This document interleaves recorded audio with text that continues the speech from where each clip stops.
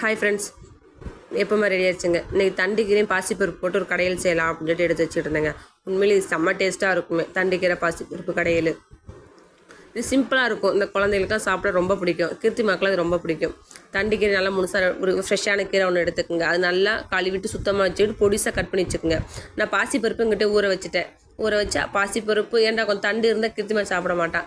அதனால் கீரையோடு நல்லா மசிச்சு வச்சுருவேன், வேக வச்சுருவேன். கொஞ்சம் மஞ்சத்தூள் சேர்த்துக்குங்க. நாங்கள் மஞ்சத்தூள் சேர்த்த பிறகு அங்கே சாப்பாடு டீ எல்லாம் அங்கே வச்சாச்சு. சரி, நம்ம டீ குடிக்க ஆரம்பிச்சு டீயை கொஞ்சம் குடிச்சிட்டு அது நல்லா வெந்துருங்க. வெந்த பிறகு நல்லா மற்ற வச்சு நல்லா கடைஞ்சிருங்க கீரையை.